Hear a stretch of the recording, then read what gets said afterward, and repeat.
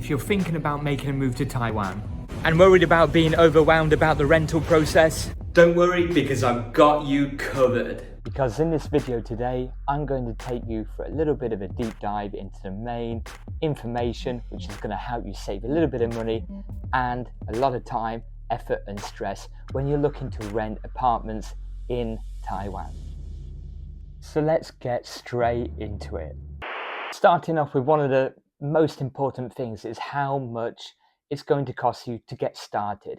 Now, there are a few variations depending on the type of apartment you're going through, but in general, I'm going to start with telling you that you will need, in most places, 1 month's rent up front, 2 months rent as a deposit, and if you're using an agent, so someone who's connecting both parties together, you will have to pay the fee of half a rent. So that will look something like this.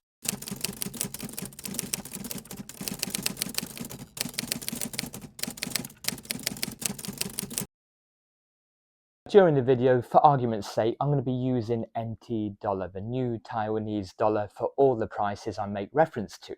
So just to give you an indication of currency conversion, we've got £1, which is around 40 NT dollar. We've got 1 USD, which is around 30 NT, and we've got 1 euro, is around 33 NT. Of course, these are going to vary daily, but that's just a rough estimate.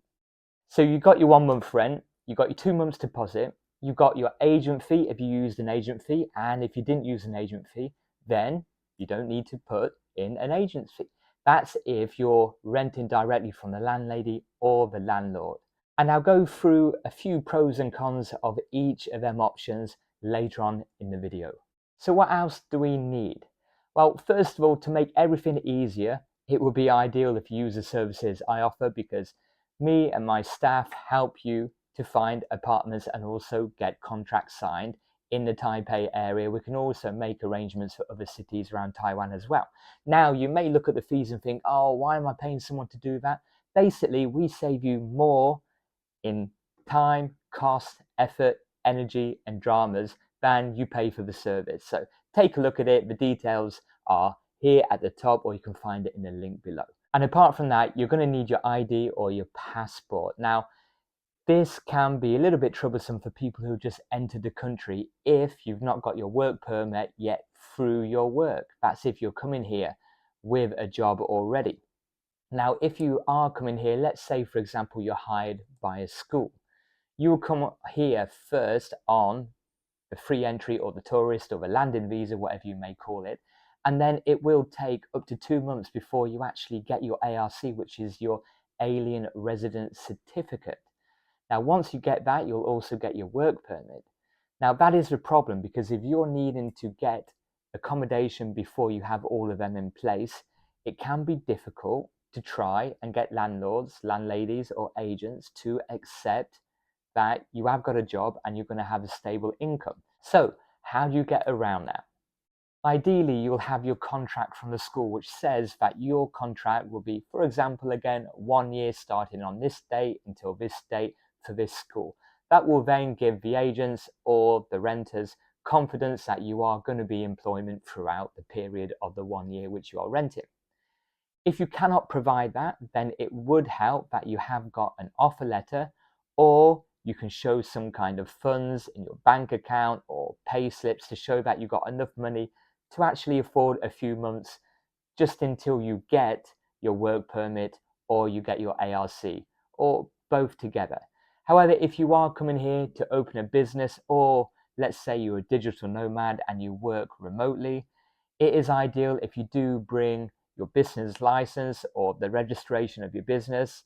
I've used one from the UK before, and also annual reports of your financial statements, just to prove that you have got income.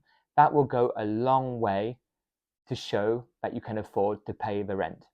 Now, you may think why you need to do all that when you pay the deposit anyway, which is true, and I often question this, because you pay your deposit. If you can't pay the rent anymore, they take the deposit.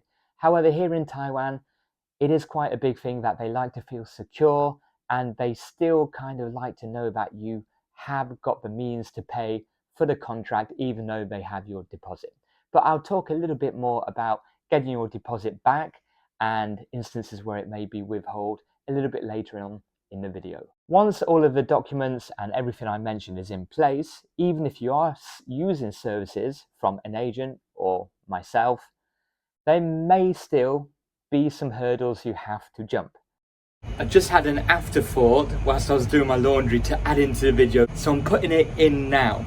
The contract will mostly be in Mandarin Chinese. It's very rare that they do have an English version, which is why the services I offer is very useful, because I have translators what come and actually sign the contract with you. And it also means that the agent and the landlord or landlady necessarily don't speak English either, okay? So you can't automatically think that it's not a guarantee. That's nice. So people are just cleaning out my pool now, ready for a couple of days where they put the water back in. Hopefully it'll be done soon. There may be some questions about a guarantor, which means if you're unable to pay the rent, or if you cause damage, or, and I'm being serious here, you commit suicide, that there is a guarantor which will take on your payments. And the worst case scenario of the last thing I mentioned about suicide, because it has been mentioned with people and landlords that I've worked with and agents that I've worked with before, the guarantor is in place to actually buy the property. Now, this is worst case scenario, because of course, if someone commits suicide or there's a death in the property, then it's not going to be easy to sell or even rent. So if they do ask for a guarantor, don't be freaked out. Just try and explain to them that you're paying a deposit and everything is going to be okay, or you've already showed sufficient means of paying, or you have got a friend who has residency in the country, preferably a local Taiwanese would be better. But don't be alarmed, that may not happen, it may not come to that, and not many people ask for it, but don't be shocked if they do ask for a guarantor for your signing. When you're looking for an apartment to rent, there's a very wide variation, bold and beautiful, dark and bright, that you can choose from.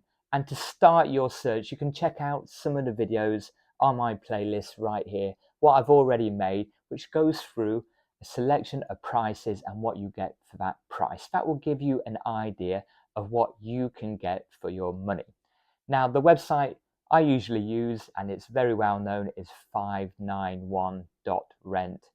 And although this is in Chinese, you can use Google Translate, and this will give you an idea. However, again, if you need some support to bridge that gap between A and B and then C, that's where I come in handy. Give me a shout. There will be a variation of apartment and accommodation available depending on your budget.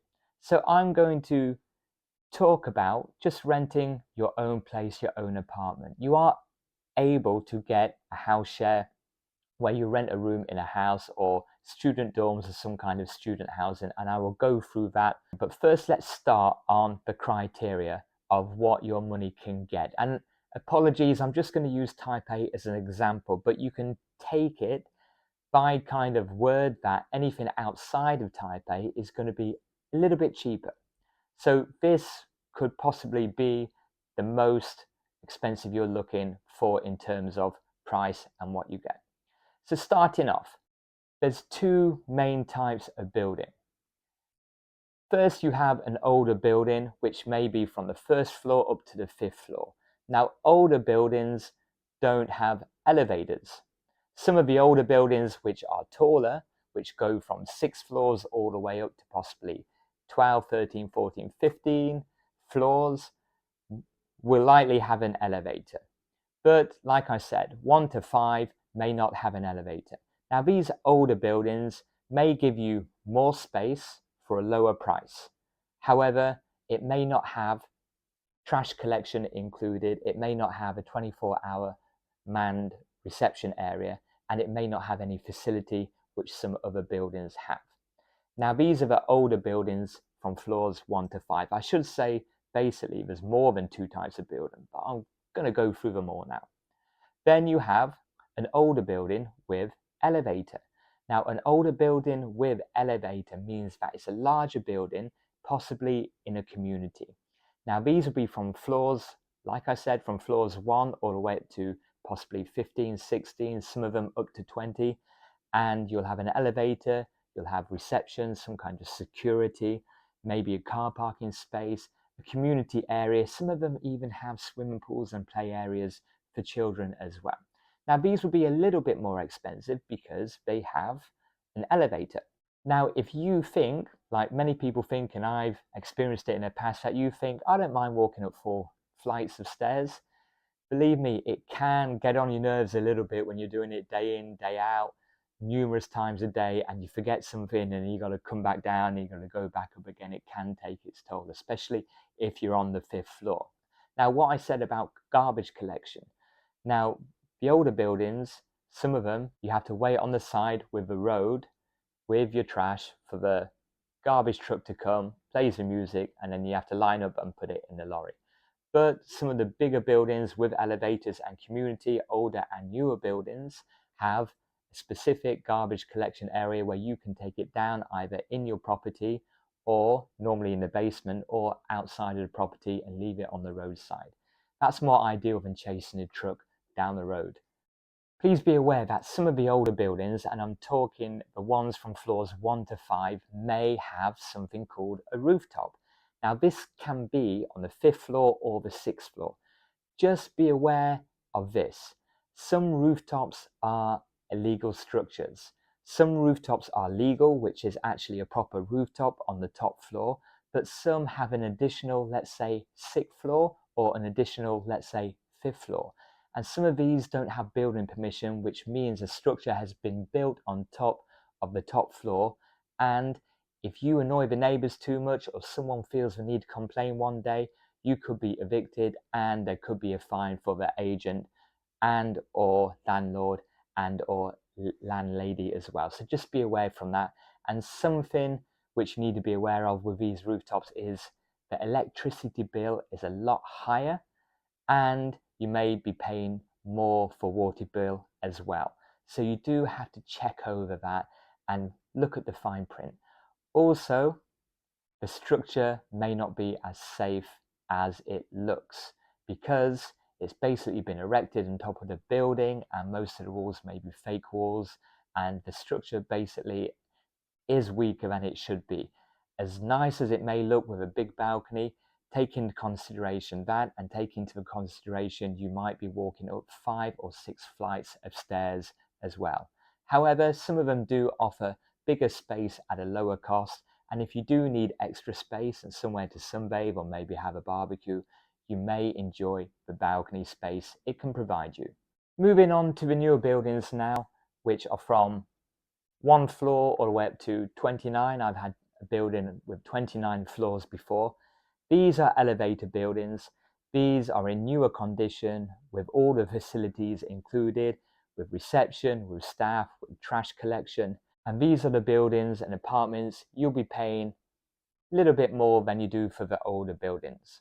So the next thing you may be asking when you take all of these into consideration is, how much are these types of building going to cost? Well, first of all, before I break it down, let me explain something which is common everywhere in the world, that properties closer to the central areas or the main downtown areas of a city, let's say Taipei, is going to be a lot more expensive than somewhere on the outskirts of Taipei. Now, outside of Taipei, there is an area called New Taipei City. However, New Taipei City can literally be minutes or on the border of Taipei. Even if you're further into New Taipei City, it may only take you up to 10 minutes into central Taipei. So if you are strategic about this, you can get a lower cost apartment with better size available if you don't mind living outside the main areas for the sake of 10 or 15 minutes travel on the MRT, the local metro system. An example of this would be if you live somewhere like Dingxi, which I'm showing you on the map here. Although you are outside the main area, you're still not too far away from the central Taipei areas. And the same goes if you're a bit further north in the city. Let's say, for example, Beitou. Now, although Beitou prices have increased, this is more northern of Taipei. And if you go to Guandu station, which you can see here, is still officially Taipei, but it's the last metro stop in Taipei City.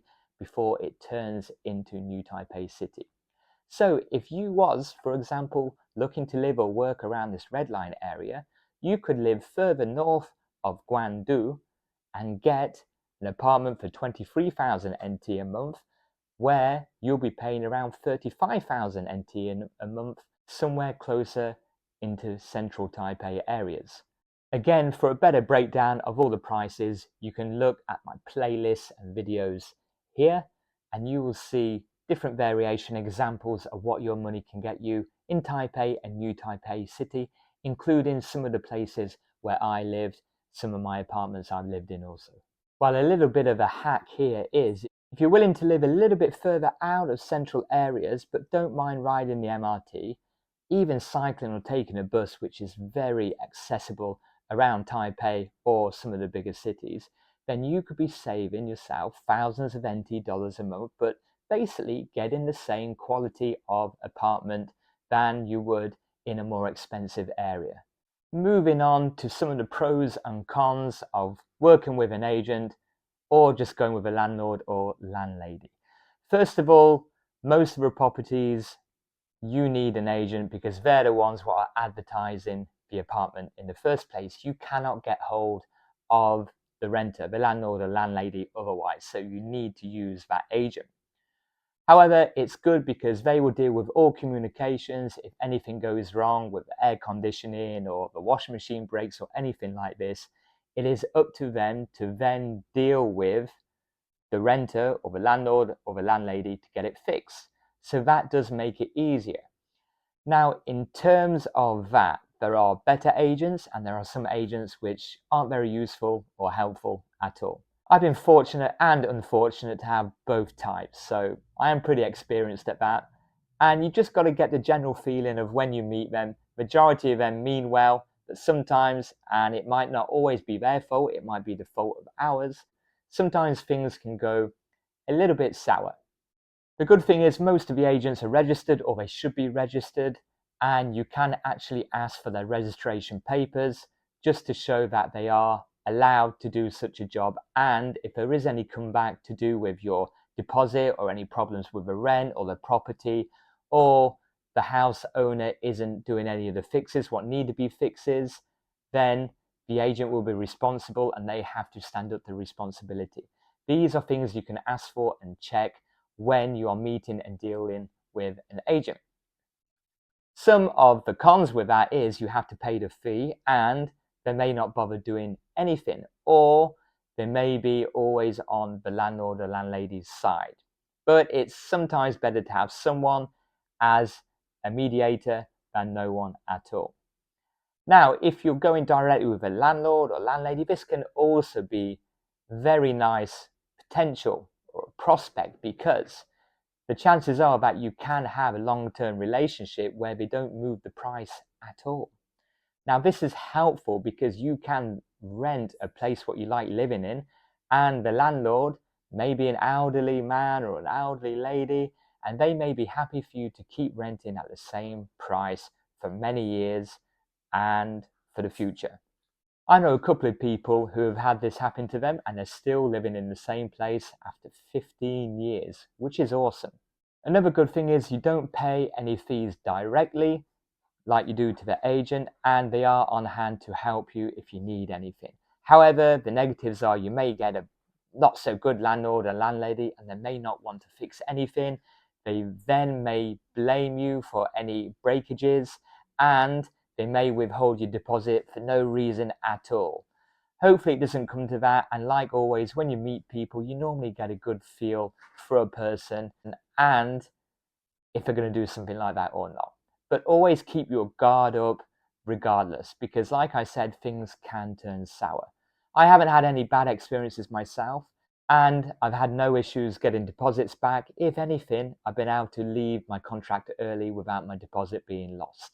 However, that's not the case all the time, and there have been people who have had their deposits taken and not given back.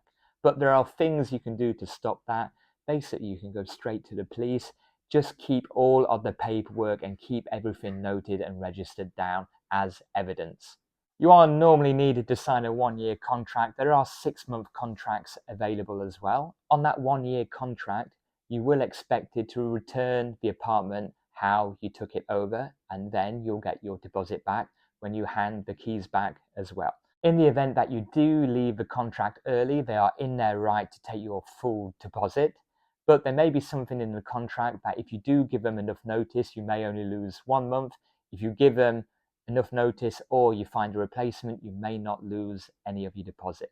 In the past, I have left my contract early, but I've always had someone to take place before the end of my contract. And in such cases, people have taken over the contract, so the landlord or landlady has been even happier because they found someone to actually continue the contract and beyond. There's many places you can do that, like Facebook groups where foreigners are always looking for apartments, places to rent.